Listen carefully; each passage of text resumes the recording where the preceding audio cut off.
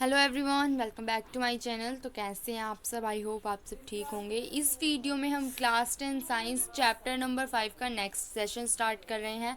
And इस session में हम करेंगे anaerobic respiration. Anaerobic respiration, respiration का ही टाइप है एन एरोबिक रेस्पिरेशन। हमने पढ़ा था रेस्पिरेशन 2 टाइप्स की होती है। कितने टाइप्स की होती है? 2 टाइप्स की। एरोबिक रेस्पिरेशन हम पढ़ चुके थे, अब आता है एन एरोबिक रेस्पिरेशन। तो स्टार्ट करते हैं।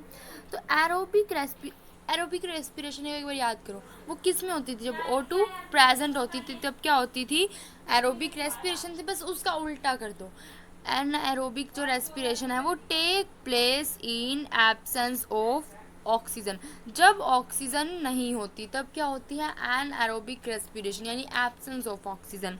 इट प्रोड्यूसेस लेस एनर्जी, उसमें मोर एनर्जी प्रोड्यूस होती थी, इसमें लेस एनर्जी बनती है। द एंड प्रोडक्ट, अब एंड प्रोडक्ट क्या है? लैक्टिक एसिड है, इथेनॉल है या कार्बन। लैक्टिक एसिड और इथेनॉल में से कोई एक होगा, ये नहीं है दोनों होंगे, कोई एक होगा इन दोनों में से।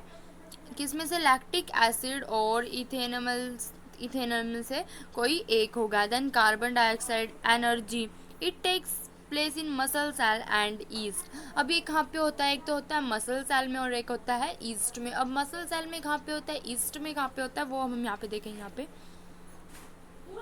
तो अब आगे चल in anaerobic respiration in muscle cell glucose is converted into pyruvate. Glucose pyruvate में कन्वर्ट होता है मसल सेल में। And in absence of oxygen pyruvate is converted into lactic acid and energy. अब देखो, ग्लूकोज किस में convert हुआ? Cytoplasm के अंदर, पायरुवेट में। ठीक है, मैंने आपको बोला था ना सारे स्टेप सेम होंगे, ये ग्लूकोज से लेके पायरुवेट तक का सब में स्टेप सेम होगा। तो इन साइटोप्लाज्म में पायरुवेट किस में टूटा? ग्लूकोज किस में टूटा? पायरुवेट में। ये हमेशा प्रेजेंस ऑफ ऑक्सीजन में होता है, यहाँ पे कभी भी एब्सेंस नहीं होती ऑक्सीजन की। एंड थोड़ा कलर चेंज कर लेते हैं। देन अब जो पायरुवेट है, एब्सेंस ऑफ ऑक्सीजन में अब क्या होगी? O2 नहीं रही, तो वो किस में टूटेगा? लैक्टिक एसिड प्लस एनर्जी में। कब? इन मसल सेल। अब आप पूछोगे दोनों तो सब एब्सेंस ऑफ ऑक्सीजन नहीं।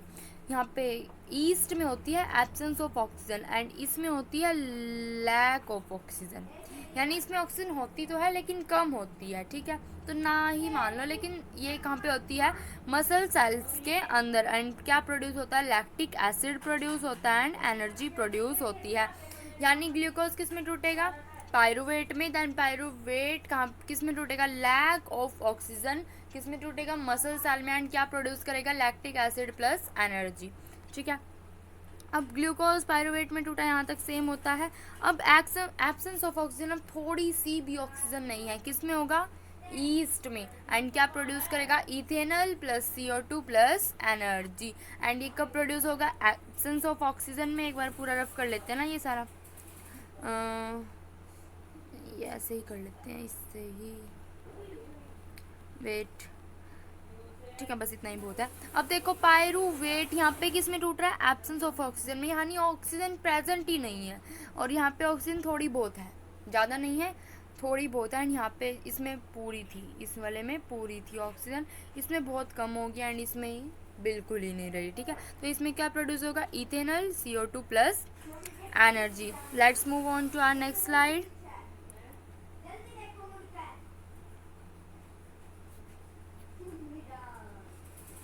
तो अब पढ़ेंगे break down of glucose by various pathways. अब ग्लूकोज कैसे ब्रेक डाउन होता है हमने पढ़ लिया है। Absence of oxygen, lack of oxygen and presence of oxygen. इसका एक डायग्राम देख लेते हैं सिंपल सा।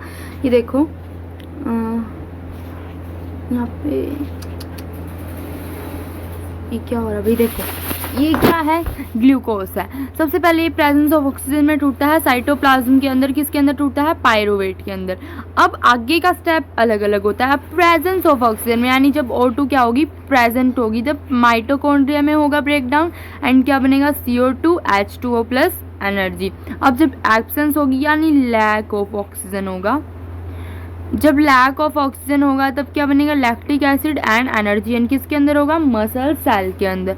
अब जब एब्सेंस ऑफ ऑक्सीजन होगा, जब O2 बिल्कुल भी नहीं होगी, तब किसके अंदर होगा? ईस्ट के अंदर। एंड क्या बनेगा? Ethanol CO2 plus energy. I hope आपको ये समझ में आ गया होगा।